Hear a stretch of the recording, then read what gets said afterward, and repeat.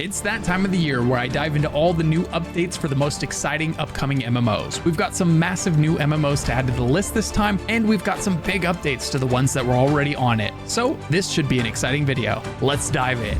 First up, we've got Everquest 3, but before we begin, there's some MMOs on this list that don't have any footage to show yet because they're in their very early stages. So when that happens, I'll try to show the most relevant MMO footage possible, but I won't always have footage to show of that MMO. With that out of the way, if Everquest 3 is anything like the previous entries, it's going to be available on PC and console. Everquest was announced at PAX East this year, and sadly we don't know a whole lot about this one yet because it was just announced. They've described it as being in its ideation phase, so pre-development. But they did confirm that they are working on it and that they are hiring for its development. Everquest was the MMO to play back before WoW was released. Yeah. After that, WoW took over and Everquest's attempts to steal the spotlight back were unsuccessful. Everquest 2 and Everquest Next fell somewhat flat in comparison. So flat that to this day, the original Everquest, with its small but loyal population, still has more players than the other two combined. Everquest 3 is going to be one more chance for a successful AAA MMO. And as you'll see,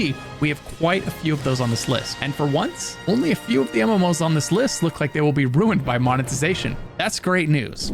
Next up, we have Horizon Online, a Sony MMO that's being made by NCSoft, which means that it's likely going to come to PC and PlayStation at the very least. Wait, what? They're making a Horizon game online? Is this real? Hold on. Is this one of the games that Bungie is working on? Sony and NCSoft have seemingly teamed up to make an MMOrpg for the Horizon franchise. This is a fascinating concept to think about. Sony is responsible for titles like God of War and Horizon, games with amazing storytelling, while NCSoft has definitely got a lot of experience making MMOs, like Lineage 2 and Throne and Liberty. Right now, this project is internally being referred to as Project H. NCSoft stated that they have an internal development team working on the title. In 2023, they had well over 100 people working on it, which means they are well underway in their development. Meanwhile, we've seen job postings from ArenaNet about working on an Unreal Engine 5 powered online fantasy RPG. Is ArenaNet working on Horizon Online, or are they working on something else? All we know right now is negotiations have concluded and development has begun. So it sounds like this is actually happening. You have to imagine that since this is an important franchise for Sony, Sony would keep the monetization of the MMO, let's say, purer than NCSoft titles typically have become known for over the years, which means we could see a title that has NCSoft quality, Sony lore, and Sony monetization. This could be a good combination. The Horizon franchise has been heralded as one of the best out there, and its world really does lend itself to an MMO type of setting. Seeing as they had over 100 people working on this in 2023, we can expect this game to be out within the next 5 or 6 years. And I've got to be honest, I didn't see this MMO or this partnership coming, but in a lot of ways, I think it makes perfect sense, and I'm excited to follow it. We'll see, man. Next up, a Warhammer MMO. This one is all the more exciting with the recent success of Space Marine 2. I think now, more than ever, there is an appetite for a Warhammer MMO. This is being made by a brand new studio called Jackalyptic Games, headed by Emmerich, who's known for his work on games like Neverwinter. Emmerich says he's excited to be working with Games Workshop to bring the deep lore of the IP to the massively multiplayer experience. They plan to build the game in Unreal Engine 5, and he wants combat to be fluid, so it's sounding like it's going to be more like an action game than a tab target game. As for monetization, it hasn't been firmly announced yet, but he did mention that he feels like he's leaning away from free-to-play. I think the most noteworthy thing that he said about the Warhammer MMO so far was that he thought the mistake other developers in the West made was that they focused too hard on trying to beat WoW at its own game, which means they would have to be as successful or more successful than WoW to put out as much content and as high of quality content to be able to compete with WoW at its own game. So instead, he plans for this new Warhammer MMO to carve its own path to avoid that problem. This is one of a few MMOs on the list today that are really making it their mission statement to be a new type of MMO, to deliver a new experience that you're not already getting with WoW in particular. He also says that they are not... Well, I think that's a bad comparison, whoever the developer is that was talking about WoW in regards to Space Marine and Warhammer. Like, the obvious comparison to me is Destiny, especially considering like the 3-man activities and whatnot. Like, just lean into that more. Space Marines 2 is really, really good. I enjoyed it a lot,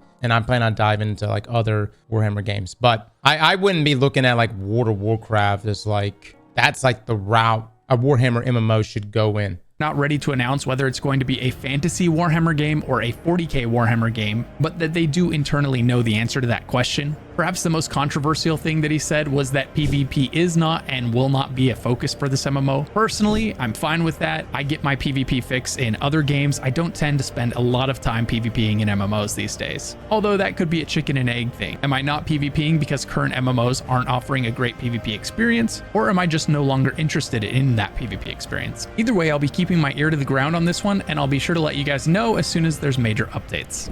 Next up, we have Archeage 2. This is one of the upcoming MMOs with the highest chance to do something special, but also perhaps the highest chance to smother that special game to death with over-monetization. Archeage 2 is coming to PC and console and was recently delayed past 2025. We found out that Archeage 2 is going to be a radical departure from its predecessor's large-scale PvP between factions, instead focusing on single-player content and guild versus guild content. Now, the coolest thing about Archeage 2 is that it has some features we don't really see in other MMOs right now, such as Sea Warfare, which, if done right, could be a ton of fun. You may have noticed by the graphics, this is going to be another MMO built on Unreal Engine 5. Archeage 2 has plans to allow players to build entire towns and customize them. So far, we know the game will feature humans and elves, and I'm looking forward to seeing what other races make it into the game. According to the developer, the game is going to feature a seamless open world, and if you've been following the progress of Ashes of Creation, you'll hear some familiar features in Archeage 2. This looks really good if this is actual gameplay. Inspiration from Archeage 1. The developers plan for Archeage 2 to have action-packed combat, and so far what I've seen reminds me a lot of BDO. They also said it's very important for the game to have AAA visuals that take advantage of the Unreal Engine 5's capabilities. And based on this early footage, it looks like they're succeeding on that front. They are putting a lot of time and money into telling an immersive and compelling storyline this time, and are aiming to have a less linear progression and focus on a more personal story and journey than they did in Archeage 1. The story of the game will portray Aurora when it was first discovered and people were first settling in the area. The story will involve discovering and solving the mysteries of an ancient civilization that had been forgotten for thousands of years, leaving it to blend with the natural environment. Like I said last time, this civilization kind of reminds me of the Dwemer from Elder Scrolls franchise. The developer went on to acknowledge that Archeage 1 had trade runs that were enjoyable but had many flaws, so in Archeage 2 they plan to bring back that system and greatly enhance it. Players will be allowed to participate in these both alone or in teams. And that's because this is where Ashes got the idea from. They also pointed out that housing was a popular feature of the original title, so this time they'll be improving that and adding more customization, as well as allowing players to live in towns with their friends and even create their own towns with their guild members. Now that sounds like a really interesting feature, and I'm really curious to see how that plays out in game. Will these towns be instanced, or will other players be able to see them when they're not involved in those towns? This game was supposed to have a closed beta in early 2024, but all of that's been delayed, and so has the release date. So unfortunately, this one won't be releasing until after 2025 as of right now. Next up, we have Lord of the Rings MMO by Amazon Game Studios. This one's coming to PC and maybe console, we're not sure yet. While it's very early in development for this one, especially since the last Lord of the Rings MMO fell through when they couldn't come to an agreement with a Chinese publisher, this Lord of the Rings MMO will be developed by Amazon Games in the United States. They say it plans to be authentic to the source material, but it is being made by Amazon Games, who are owned by Amazon, who haven't been exactly faithful to Lord of the Rings in the Rings of Power TV show. Ooh. So fingers crossed, I guess. This MMO will be... By the way, I haven't even watched the most recent season. Is it good? I stopped second to the last episode of season 1, and I just didn't finish it out.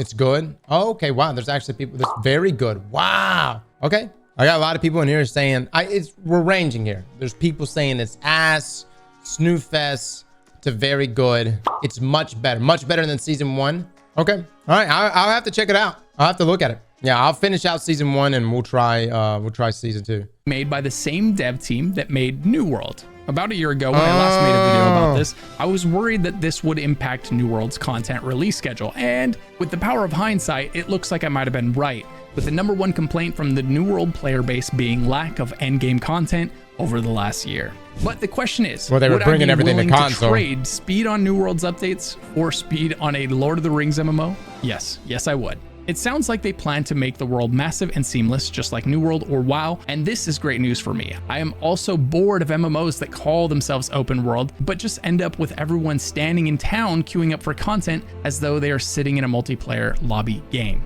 And that's not a dig against any one MMO, that pretty much describes every MMO out right now. And yes, they will be using the same Azoth engine that New World uses, but do plan to evolve the engine considerably so that it will not feel like New World. This is honestly fine with me. I thought the New World engine did a lot of things really well. Climbing, mantling, gathering, zone design, and scale, all without a single load screen as you run from one end of the game to the other. There are a lot of positives to be had with the New World engine. Last time I made this vid, I said I hoped we'd see swimming added to New World so that the Lord of the Rings MMO could take advantage of it, and I'm happy to report that swimming was added to New World in its latest update. You can now swim. The engine can handle it. So there's hope for the Lord of the Rings MMO yet. If they have a clear vision for the story and the questing and the dungeons and the raids from the very beginning of this MMO, and they spend the entire development cycle working towards that end, I think this game is going to be a home run. So it's modded New World? It almost sounds like it, yeah. With Lord of the Rings being the lore focal point there. A massive open world MMO in a seamless world without load screens and heaps of Lord of the Rings lore. It's just going to be really hard to fail here. Unfortunately, this is very early in development, but there is a silver lining because it's an experienced team and they are reusing the Azoth engine. Its development timeline should be significantly reduced compared to your average MMO timeline. Still, an optimistic timeline here would be to see a playable beta in 4 years. So thank God for the other MMOs on this list in the meantime. Speaking of NCSoft, there's another MMO they're currently working on known as Project LLL. Oh, yeah, we've been looking at this one. And it's a first-person shooter MMORPG. Yeah. It looks like Destiny meets Titanfall. We've got a decent amount of gameplay footage for this game, and it's a beautiful UE5 game. The game will feature PvE and PvP encounters, as well as dynamic events throughout the world. The game looks like it's got a really dark and gritty sci-fi side to it, which definitely has piqued my interest. It was also announced that the game has a vast open world in which more than 30 square kilometers of land area are seamlessly connected to a single environment. The core elements that make up the open world are uninterrupted loading and movement. In order to convey a seamless environment, they implemented content streaming and utilized the most cutting-edge rendering technology. So it sounds like they're really wanting to have a more open world feel as opposed to its primary competitor, Destiny, which has more of a lobby-based MMO feel to it. To put that into perspective, 30 square kilometers is about the same size as Breath of the Wild and GTA 5. Based on the gameplay we saw, there appears to be a lot of sci-fi and horror elements, grotesque enemies, a mega boss of some sort that appears to be made of 1,000 arms. I didn't see any quote-unquote magic like you'd see in a traditional MMO. More so, we saw the character utilize rockets fired over his shoulder from a backpack gadget, a jetpack for jumping to higher places, and even some kind of shield to protect him from incoming enemy fire. By far, the most common weapon used in the gameplay was a rifle, which was used to take down 90% of enemies in the video. So it looks like it's definitely a shooter first and foremost. Given that this is an MMO, I do wonder if or how many classes it might have. Will they have abilities? Is it entirely gear-based? Will we have passives? There's so much that we still need to learn. I will say the gameplay that we watched, because we watched an entire gameplay reveal of it and its original showcase, it was janky for sure. So the polish is definitely not there, but it was very early. It's still very early on. We'll see what shakes out with it. But yeah, he is right about it being like a blend of a lot of different things, especially like Titanfall with the suits that you call in and you get inside of and stuff. That's probably the coolest aspect of the game. And then it has like the creepier side, almost like a horror aspect to the game as well. But I don't know. We'll see. Again, the gameplay was not good. It didn't look good, at least to me. All in all, it looks like a pretty cool world. It's got a very dark and gritty feel to it. The gunplay looks like it feels solid, and it looks like it's very much in a playable state, which means this one is likely to release sooner than most of the MMOs on this list. Next up, we have Soulframe from Digital Extremes, the same people that made Warframe. This one's coming to PC and console. It looks like this is going to be an MMO light. In other words, it's going to be an MMO in the way that Warframe is an MMO. Perhaps more co-op than massively multiplayer, but we'll have to wait and see how it turns out for sure. Fortunately, this one is developing very fast, and they've been able to show off a good bit of content. The plan is for it to be a fantasy, magic-heavy MMORPG, much more of your typical melee and magic type of universe than Warframe's sci-fi gun-heavy universe. Oh, that's wow. The fighting that they've showed so far has had old-school Dark Souls vibes to it, kind of eerie, mysterious, and beautiful all at the same time. It sounds like you will change packs in Soulframe in the same way that you change frames in Warframe. Doing so will change your skills. The world and the dungeons we've seen so far have looked fantastic, and I really can't wait to see more. It's worth noting that I haven't seen anything in the way of the Trinity, that is a tank, a healer, or a DPS. If this ends up being a game where everyone is a DPS, I think Soulframe is definitely going to scratch your Warframe itch a lot more than it scratches your classic MMO itch, like WoW or Final Fantasy would. As of right now, they have given no indication of what the monetization model will be, other than that it will be free to play. If it's like Warframe, it will be pay to advance faster and pay for cosmetics. Warframe is a game that has a lot of polish and some incredibly outlandish ideas that really paid off. They were never afraid to try things I'd never seen in other games before.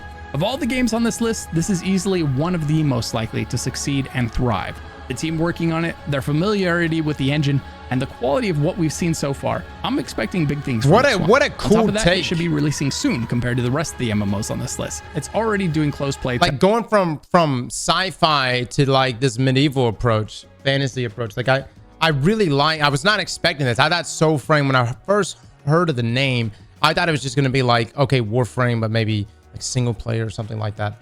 With a hope. I have an alpha key. You have an alpha key for this game? For Soulframe? Dennis, are we allowed to capture anything or no? Is y'all got NDA on that stuff or what's up? Let me know, Dennis.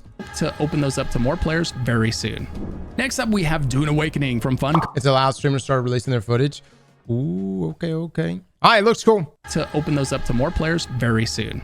Next up, we have Dune Awakening from Funcom. This one's coming to PC, PlayStation, and Xbox. Back in 2019, Funcom announced they were working on a Dune MMO, and now we finally know everything about it, including an approximate release date. Dune Awakening is expected to release in the first quarter of 2025. Wow, dude, just right around the corner. A survival, open world, massively multiplayer game. Players are invited to explore the world of Dune and involve themselves with politics, intrigue, and finding a way to survive together on the most dangerous planet in the universe. I would describe it as Funcom's Conan Exiles meets Rust meets an MMO that takes place in the distant future in the Dune universe. It sounds epic. The director says that when Dune Awakening begins, you're a castaway in the deep desert, and all you'll have is a knife you crafted from scrap metal. You'll have to use this and only this to sneak into enemy camps and eliminate enemies to better arm yourself. By endgame, you'll be part of a big guild that has a fleet of vehicles, such as survival game, right? Sand bikes, and tanks that you'll use to head out to collect spice in the desert, where you'll undoubtedly clash with your enemy guilds. And where there's noise in the desert, there are sandworms. While playing Dune, you'll have to learn how to survive the sandworms and to manage your precious and incredibly limited water supplies. Dune Awakening combines the grittiness and the creativity of survival games with the social interactivity of large-scale persistent multiplayer games to create a unique and ambitious open-world survival MMO. As mentioned, this is the developer that made Conan Exiles, which is described as an online multiplayer survival game with mounts and mounted combat, set in the lands of Conan the Barbarian. And no surprise, there seems to be a lot of overlap between the two games. It sounds like Dune is going to be a way more ambitious version of Conan Exiles. Instead of dozens of players on a server, Dune will have thousands. It's going to be interesting to see how this plays out in a game where you're meant to gather materials and build a base to defend yourself from other players in the wilderness. Right now, I'm totally picturing a guild-centric Rust, but in the desert with a giant sandworm roaming around trying to kill me. Right there, man. The best materials and ingredients, I'm assuming, will be deeper into the desert, farther from the safety of your fort. So perhaps you'll spend a lot of time upgrading your still suit and your vehicles to venture farther out into the dangerous deserts without dying. Of course, one of the primary resources will be spice, which you'll spend much of your time seeking out. But remember, as mentioned earlier, the sandworm won't be your only threat. Much like Rust and Conan Exiles, players will also be seeking out these valuable resources and will likely try to kill you to take yours. If you manage to succeed in your hunt for spice, you'll be able to consume it to conquer your senses and acquire powerful abilities. We still don't know what these abilities will be, but this is something I'm very curious about. Fittingly, if you consume too much spice, you'll become addicted to it, but I don't know what the consequences of that are yet. Beyond that, you'll be able to hone your crafting for financial gain, as well as construct a fortress in the style of your choosing.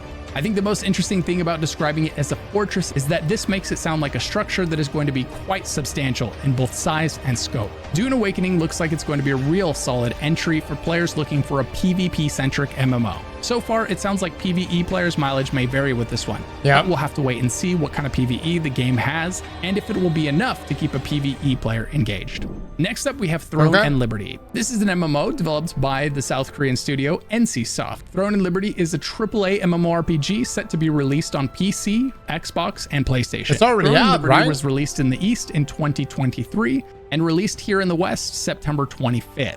NCSoft recently partnered with Amazon Game Studios to have them publish the game here in the West, but don't expect Amazon Game Studios to release a different version of the game for the West. It's been out. NCSoft has said loud and clear that this will be the same game that people are playing in the East. They have no intention to drastically change the game or its monetization model for the West, which means yes, it will definitely be pay to win. Throne and Liberty was initially built to have auto-pathing, Pay to auto-play, win, offline play, and pretty much PvP every focus. bad idea you could implement into a single MMO. This seems likely the result of the fact that early on there were plans for this to be playable on mobile, but that has been scrapped for now. As of right now, Throne and Liberty will be a PC and console MMO. Autoplay and offline play have fortunately been removed. This is a PvP MMO first and foremost, and therefore is quite light on PvE content. Throne and Liberty is the spiritual successor to Lineage 2. In fact, Throne and Liberty was originally going to be the next Lineage game, but in writing the story for the game, NCSoft realized it would be best served as an entirely new IP. The game will feature non-instance dungeons that you can head into and explore alongside other groups of players.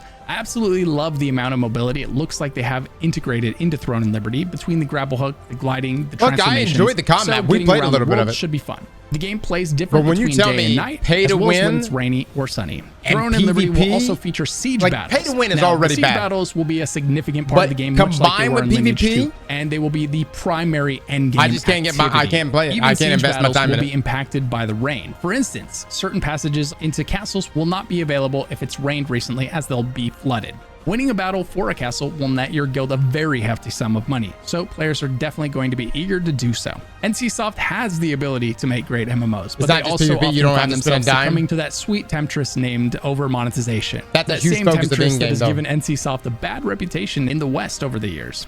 Next up, we have Ashes of Creation coming to PC. If you love the idea of Throne and Liberty, but you hate the idea of pay to win, Ashes of Creation might be the perfect MMO for you. Ashes of Creation started its development in 2016, so it's currently 8 years in and no release date in sight. It's worth noting though, there is a controversial closed alpha coming up here at the end of October that I'll be jumping into to finally get some hands-on time with the game. If you don't want to fork out $100 and some odd required for the alpha access, then be sure to subscribe to my channel so that you can see my videos about it when they go live. Ashes of Creation is definitely one of the most exciting MMOs on the horizon. It's a massive MMO featuring a beautiful, seamless world and is set to release on PC with no current plans for console and definitely not coming to mobile. While no official release date has been announced, we still know way more about this game than any other MMO on this list. Unlike many of the other games on this list, Ashes of Creation has already had a very public, very successful Alpha 1 back in 2021, where players were allowed to stream and make content about the state of the game so far. On top of that, the developers have been very public with their progress every step of the way. This year, they showed off a lot more gameplay around their caravan system, and more recently, a raid fight with a dragon. So this MMO does have a decent chance of turning out to be a real, complete MMO that releases into full 1.0 state someday. My favorite part about Ashes of Creation is that it defines loot boxes, XP potions, and inventory problems as pay to win. In my opinion, that is a massive breath of fresh air. It looks like the monetization of Ashes of Creation will be 100% above board. This is just one more reason I think it stands a fantastic chance of succeeding where others have failed. The game will be sub to play with no box purchase. Combine that with its beautiful world, traditional MMO design, and ambitious scope, and you can instantly see why Ashes of Creation is currently one of the most anticipated MMOs today. It will feature the trinity of tank, healer, and DPS. Combat can be a make or break feature for this genre, but after seeing some of the combat, I think it looks pretty decent so far, and I'm excited to see what they come up with for the rest of the classes. Ashes of Creation is not content to build a better version of what came before it. It also has some innovative features, including things like plans to have a dynamic world that changes based on player behavior. Specific nodes can be upgraded to unlock new content and new resources based on player activity in that area, which means that every server could look completely different from every other server. Which nodes have metropolises and which nodes have wildernesses will be decided by the players.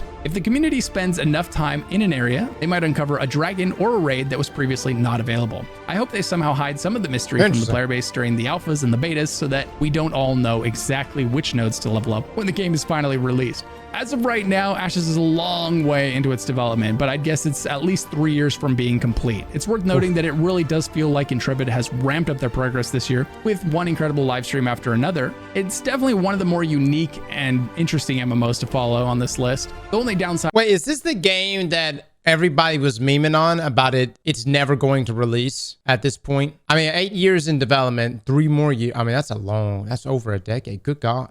is that it's a PvP MMO. So PvPers are going to absolutely love it, but PvE players might be disappointed with the Ashes of Creation. I'm going to be too old to play this game. Next up, Riot's League of Legends MMO coming to PC and, well, we're not sure yet. We don't know a lot about this one, but there was one development that was made publicly, and that was the departure of their lead, Greg Street, who left Riot and started his own studio so that he could make his own MMO. Does that mean his vision of what a great MMO would be and Riot's vision were not aligned? I guess time will tell when we eventually see the two products unfold. It's exciting to think that any of the MMOs on the list could be the next one to capture the genre the way that WoW did in its prime. But I think Riot's track record so far suggests it's definitely one of the most likely candidates to succeed. One interesting thing of note is that while Riot and Fantastic Pixel Castle are both studios located in the United States, they're both owned or financed by Chinese gaming giants Tencent and NetEase. Will we see Chinese monetization models leak into these MMOs? So far they say no. One thing is for sure, Riot's MMO will launch to a massive audience, as its fans have long been waiting for a reason to dive into the League of Legends universe.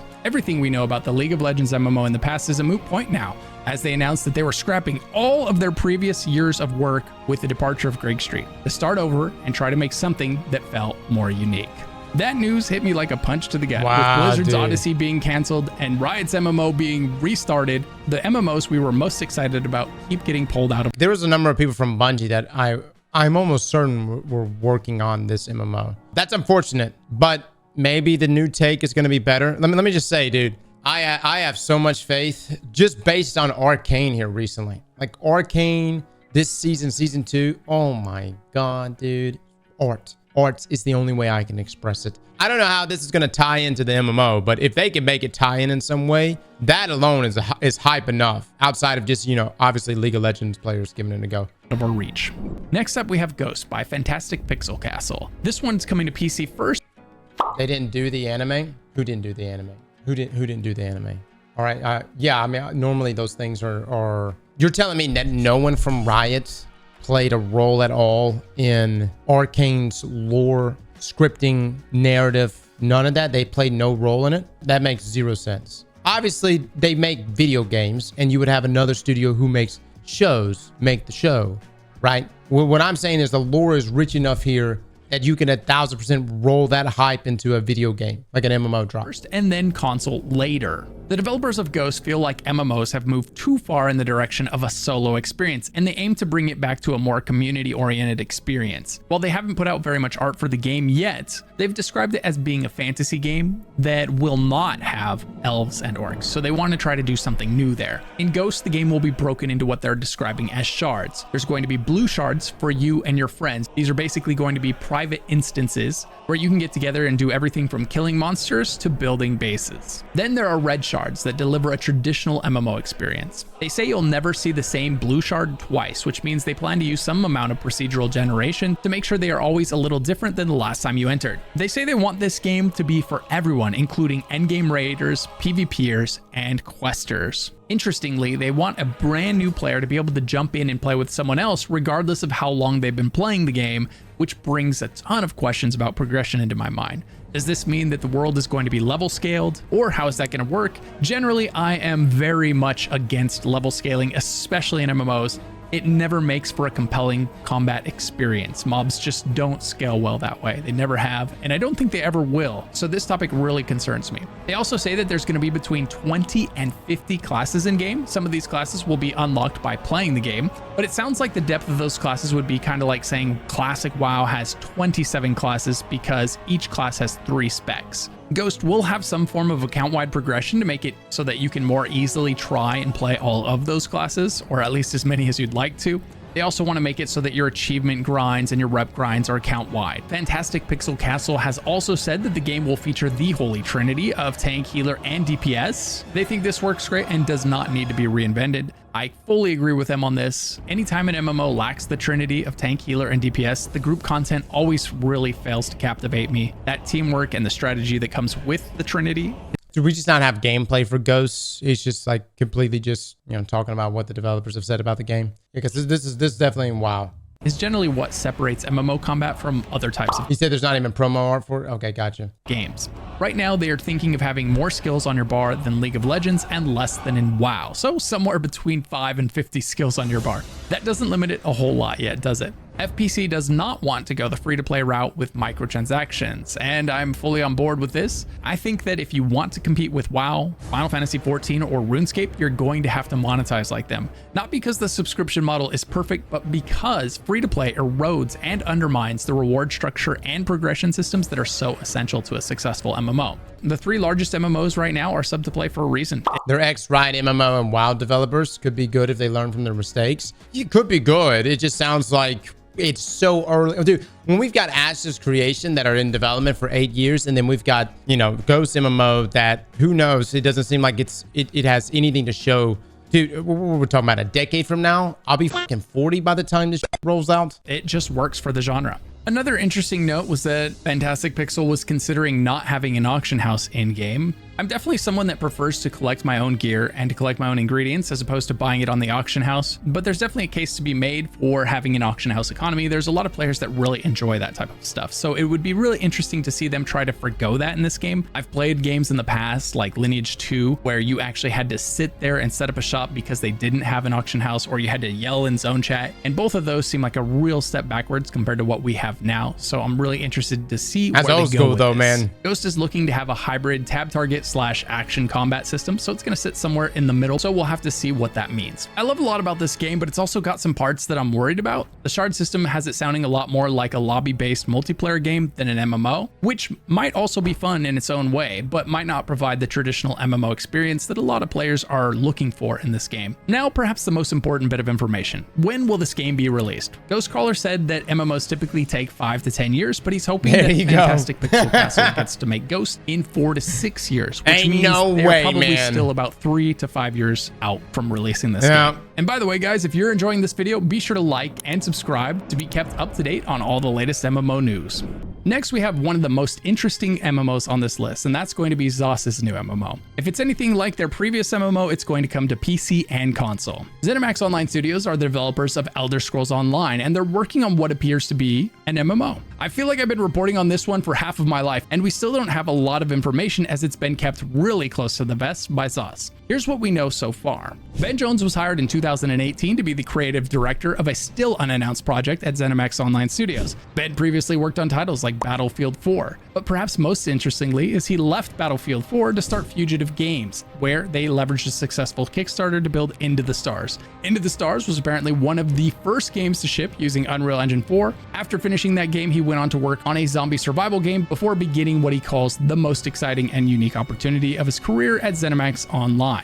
The lead level designer, Colin Campbell, worked on games like Mass Effect Andromeda, Star Wars Battlefront 2, and Jedi Fallen Order. So perhaps we can use a little bit of his past work experience to decipher what they're working on now. We also know that ZeniMax has put out posts asking for people with experience building all types of MMO systems. They're describing their game that they're building as massive, and it will utilize what they've learned from creating ESO. They also say that it's a new IP, so it's not going to be ESO or ESO 2 by the sounds of it. And they also said that they're making and using their own in-house engine, so it's not going to be another UE5 MMO. On their hiring page, they had a position for a vehicle specialist, so it seems like the game will take place in an era where vehicles of some sort do exist, which lines up with my comments about the art director who previously specialized in futuristic space games. There were also rumors a while back that ZOS was working on some kind of Star Wars project, but those were whispers in the wind, and we've had no way to verify that they had any sort of legitimacy. What we do know is that ZeniMax Online Studios, the maker of Elder Scrolls Online, has been working on a new unannounced project since at least 2018, and it was confirmed in 2019 by Matt Furr. That's about it. They recently reiterated that they've got over 200 people working on the game. Yeah, 200 people spread all over the globe. Considerable investment in the project. Why would they be making another MMO when they already have ESO? Chad, do you think they're doing this to shift focus away from Elder Scrolls Online so they could ship the next Elder Scroll game and then move away from ESO? So ESO players would then go to the new Elder Scroll game, and then any of the MMO diehard players would go to the new MMO. Dude, no. Say, God, please, no. Starfield Online, let me gouge my eyes out right now.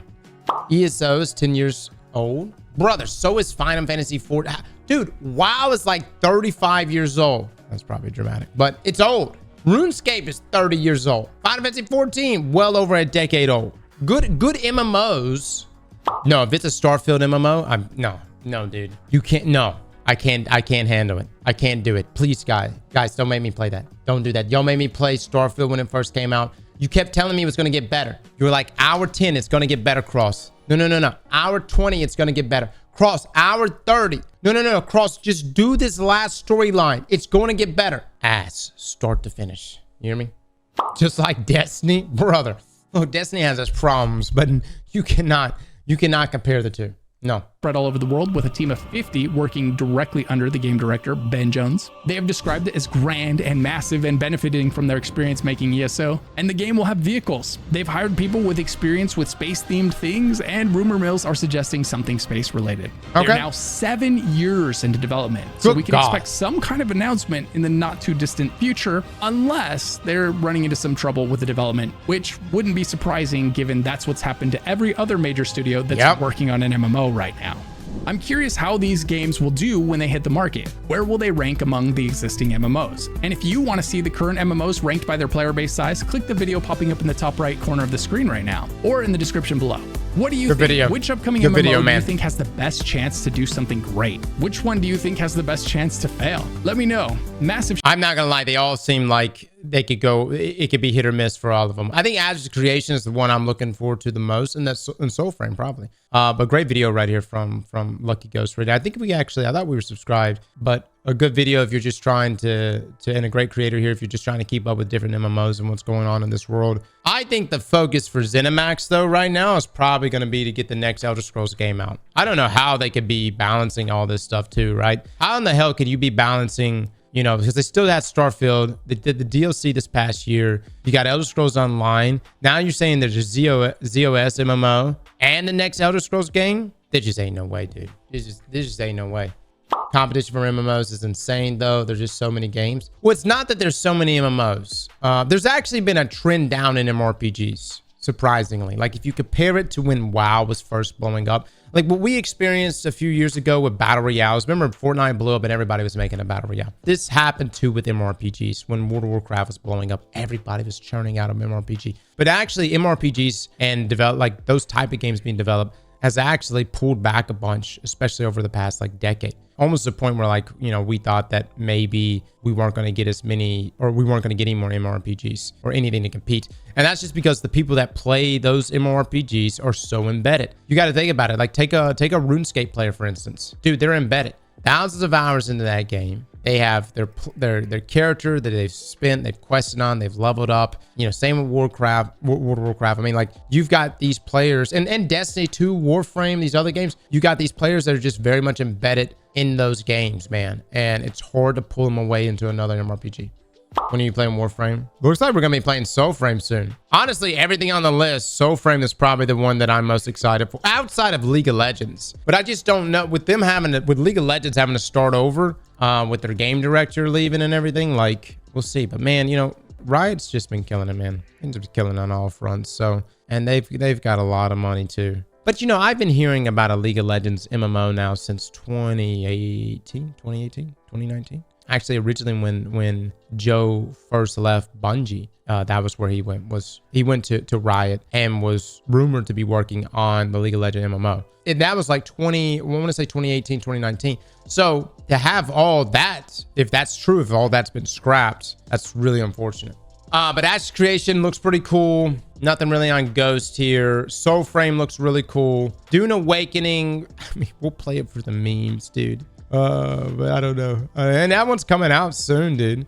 Soulframe though looks really cool. Like I love this take on it. No, we'll mess around with it. Project LLL. Dude, man, this is, I don't know. Some of the game, we've watched a lot of gameplay of this game already. Maybe it's good. We'll see. I think it's more like The Division meets Titanfall than Destiny. You know what I mean? But the gameplay we watched was, again, it's early on, so of course it's gonna look a little jank. Slap that like button like your mama told you right.